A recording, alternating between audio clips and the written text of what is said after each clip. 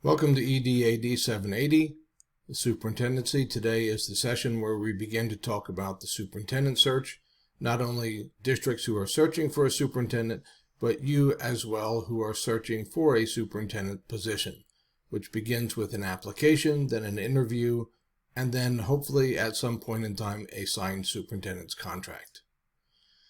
Before you do that,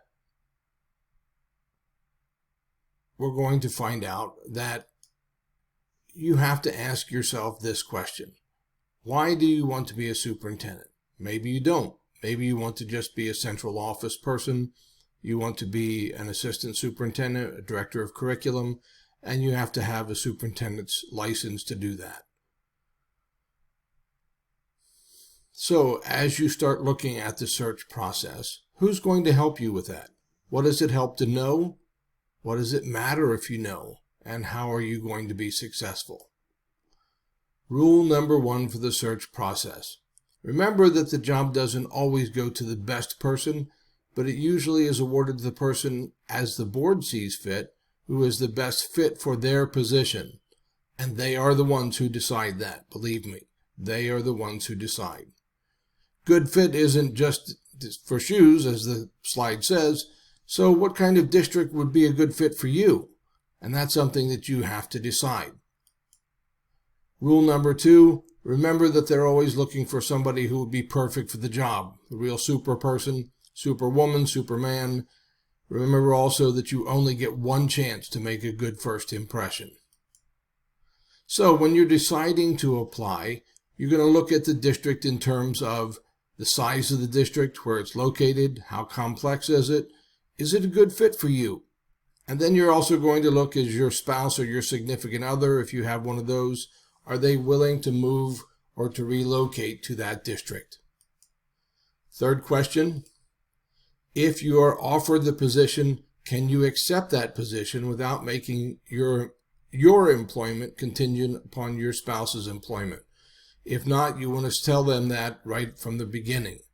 And then you want to have checked ahead of time to say, is this position acceptable in terms of its salary and benefits package?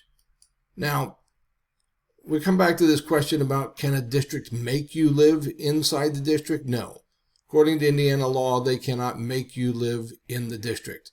So you know that, and we'll talk about acceptable questions. That's one of those things they're not permitted to ask. But let's make sure you're serious about the position before you even apply. If your response to any of those four questions is no, then you probably don't even want to put yourself into the pool of applying. Because what you don't want to do is to develop a reputation as a candidate that will start into a search and then at some point in time say, nah, not interested. I don't think that's going to be me, because believe me, that develops a really poor reputation.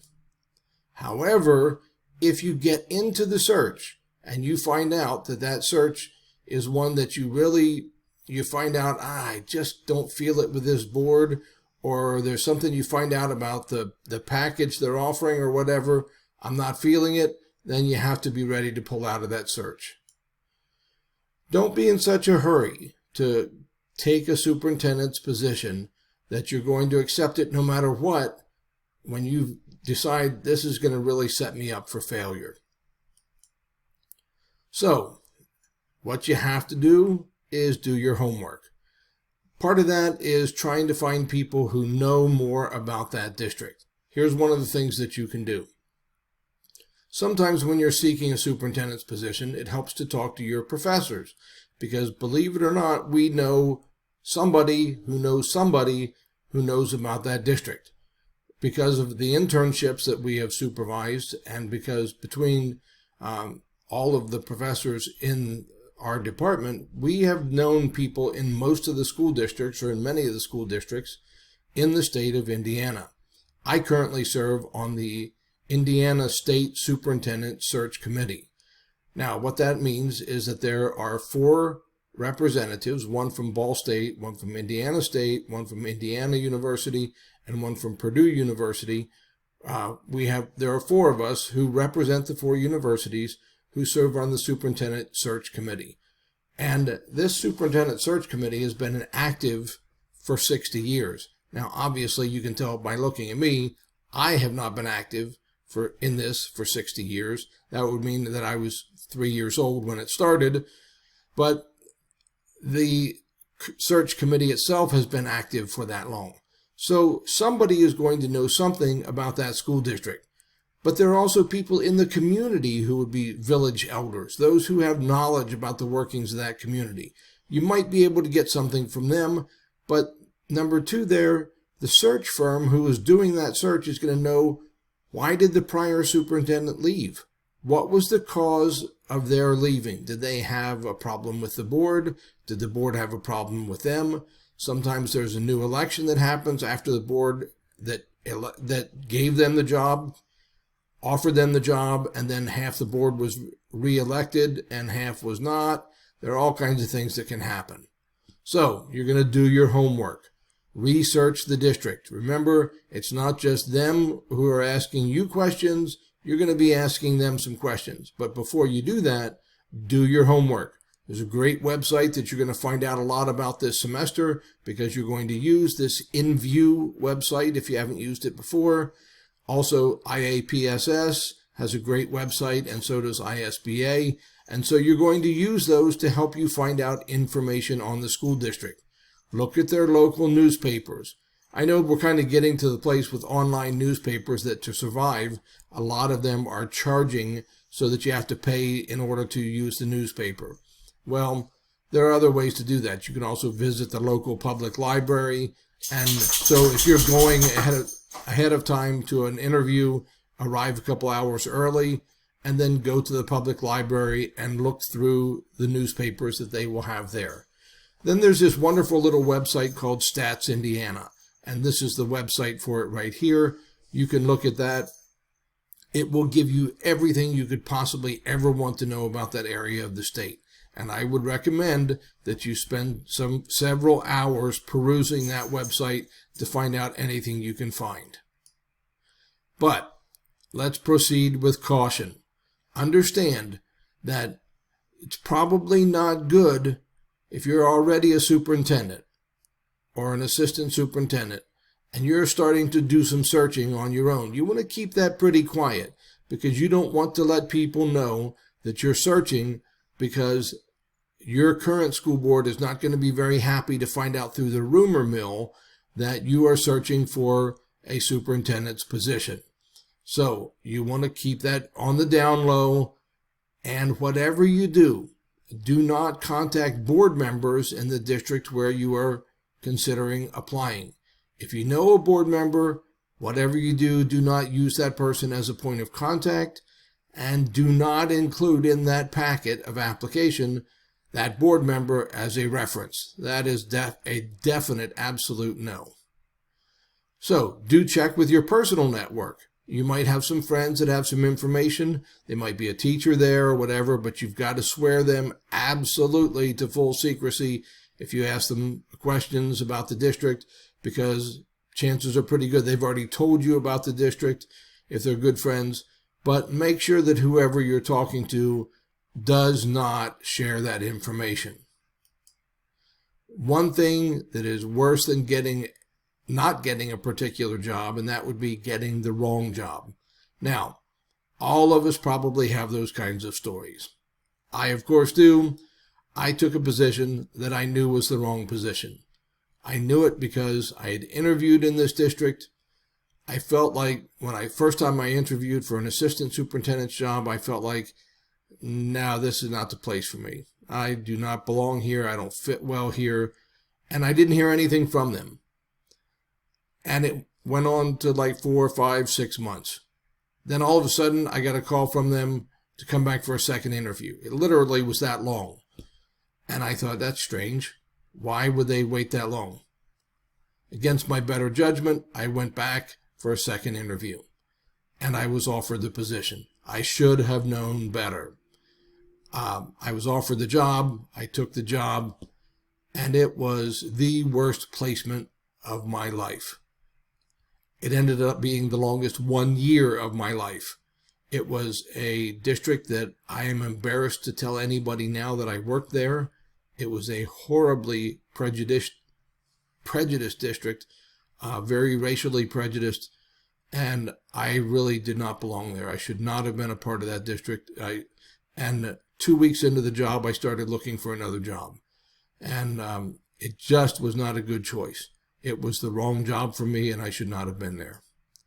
So remember that you are also going to be interviewing the school corporation. So there are a lot of things you're going to look at. You're going to look at their fiscal status. How much money they have? You know, one of the things you want to know, you can go on what they call DUAB, which is the Distressed Unit Appeals Board. I think that's the right term. It's DUAB.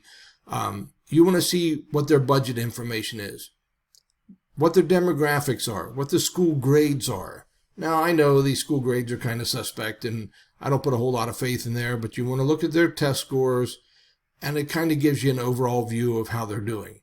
But you also want to look at the ISBA data bank, because it keeps information on administrative salaries. There's also an easier way. According to Indiana law, they have to post, each district has to post the superintendent's salary. Sometimes they try to hide that. They might hide it, if it's a larger district, in the middle of all the other administrative salaries.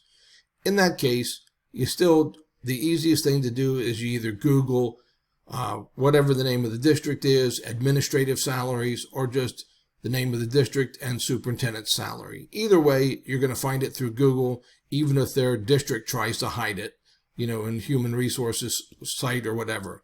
But at any point, you can still find it. And so you want to do that. And then placement officials will have information regarding current political and educational challenges. That's the search team. And in the state of Indiana, there are basically three main search teams that function. There is the state superintendent search team, the one to which I belong right now. There's the Indiana School Boards Association that does searches, and there's also the Superintendents Association. So those are the three main ones. If it's a very large district, they may hire a professional search team to do that, for which they pay thousands of dollars. The state search team does not charge anything. That's why so many people use us, because the universities pay us to do the searches. And then board members, and this is a good thing for you to know, board members are becoming much more savvy in the use of the internet. Believe me, they are going to check on you. And so they're going to look up every media footprint you have. They're going to look at your Facebook, your Twitter, your Instagram, Snapchat, if they can. They're going to look at everything. And so I'm going to tell you this now, and I'll probably remind you some other times, but if you do not have a Google alert set up on yourself yet, go ahead and do that, because you want to know anytime your name comes up in media anywhere, you want to see what that is. That's for your own protection. So, begin by asking yourself, is this place where you're getting ready to apply where you want to spend a significant part of your professional career? Because sometimes you might get into a place thinking, I'll go there for a couple of years, and then you find out you end up staying there for 5, 7, 10 years. Is your family going to be happy there? Is it the kind of place that you want to raise your children? If your children still live at home, can you afford to live there? Is the salary that they're going to pay enough that you can afford to live there comfortably? What kind of places do they have to live? I actually interviewed in a place for a college teaching position. The university was great, nice new buildings, everything was great on campus. But when you got off campus, there was nothing. They had no stores. They had no new housing developments. I just knew my wife was not going to like that. And the culture was not one that I knew. I just knew that it would not work for us. So even though that was, academia, I knew it was not going to work. So I had to say, you know what, this is not going to be the place for me.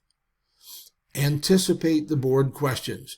Now, I included along with this module this time, questions that the board is not permitted to ask you.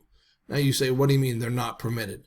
Well, there are some things that because of human resources laws, they cannot ask you. So look through that list, scan that. Now, what do you do if they ask you those questions?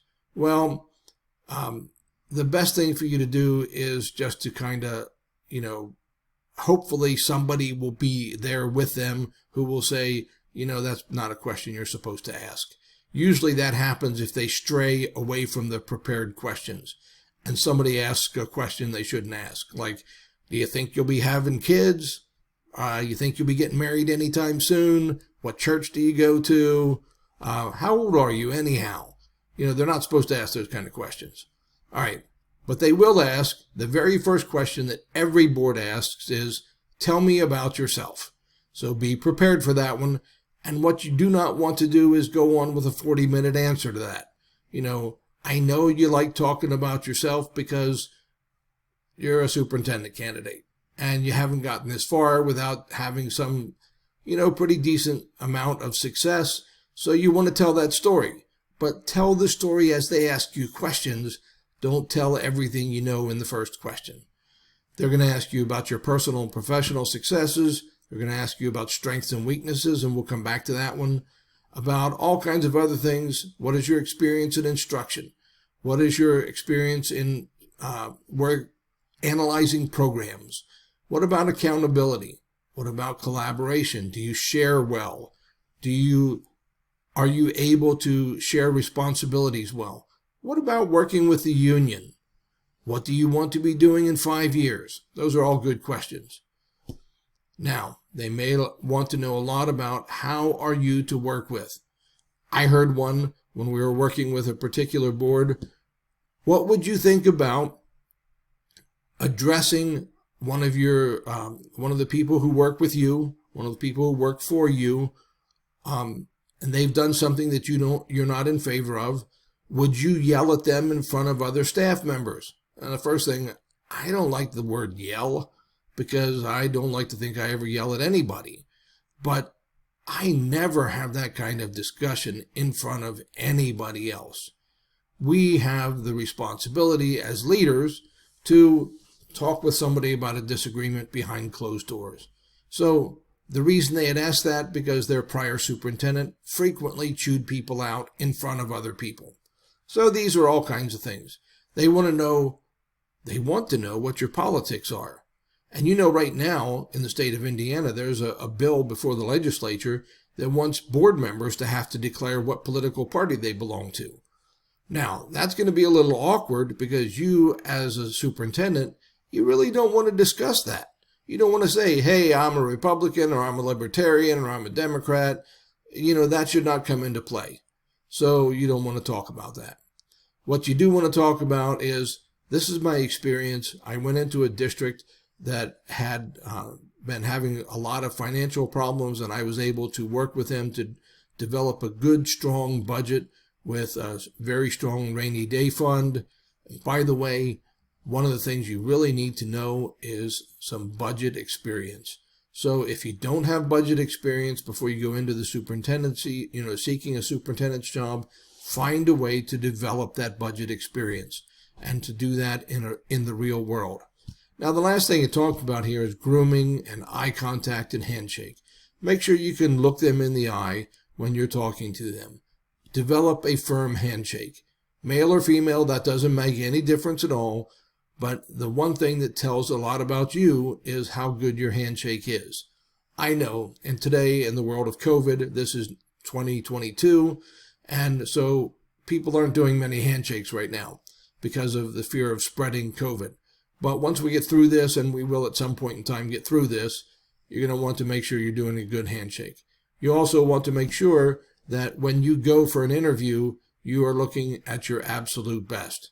Please don't drag out the suit that you wore, 20 years ago to somebody's wedding. And if that's the best you have, it might be time to get some good clothes so that you can look like you're stylish.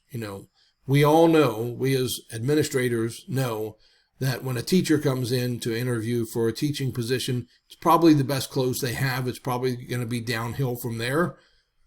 Yeah, true.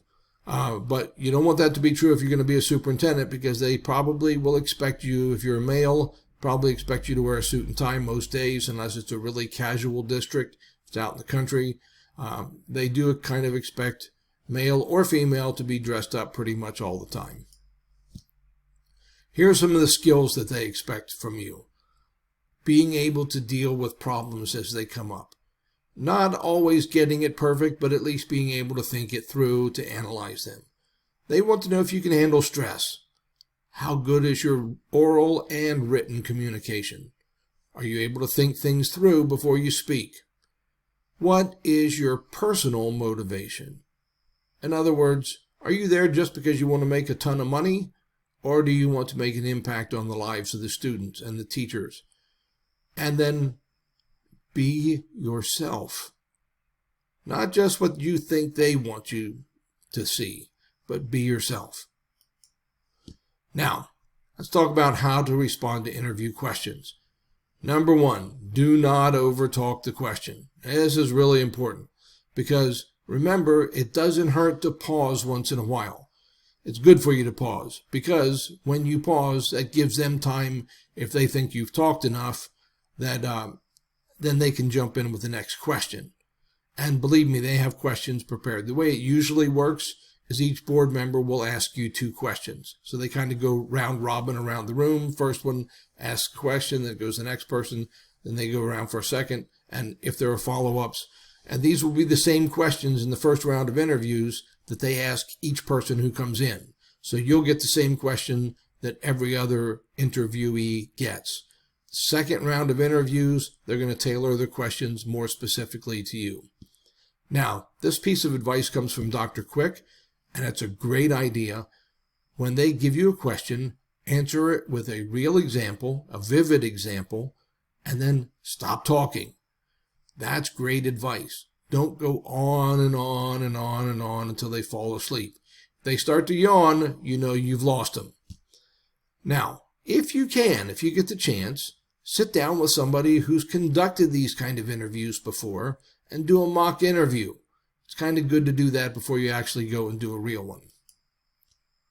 All right, so here you are, you're in your interview, and you've been there, you kind of made them laugh maybe, they've smiled a little bit, you're feeling pretty comfortable, and then here this question comes, and a board member says, what would you consider to be your greatest strengths and the areas on which you need to work?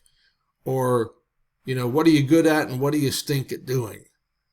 And you're always, let's face it, we're good at talking about the things that we're good at, but areas that we need to improve, that's a tough one.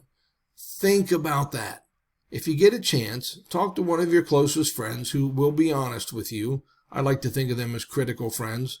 People who will say, all right, you're really good at this, but you're not as good at this. But remember, be cautious about that. If, for example, the area that you need to improve on is keeping confidences, I don't think I would blurt that out in front of the board. You know what? I'm really, really good with finances, but I stink when it comes to keeping things quiet that I'm not supposed to talk about. There was this time when I was supposed to keep this secret because it was a personnel issue, and I blabbed it all over. I told all the students, don't do that. You want to make your area that you need to work on something that you're already working on.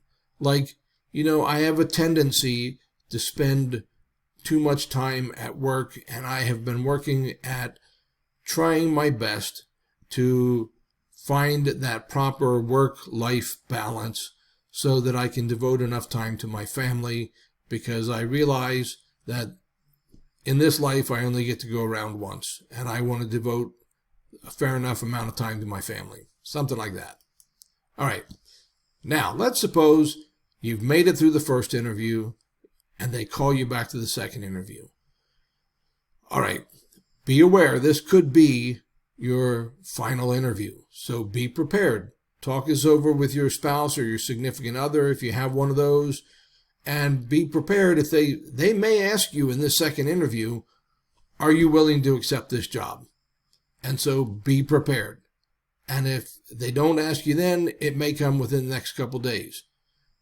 It also may be followed by having you come back and take a tour with them around, with the board president or a couple of the board members all around the whole district.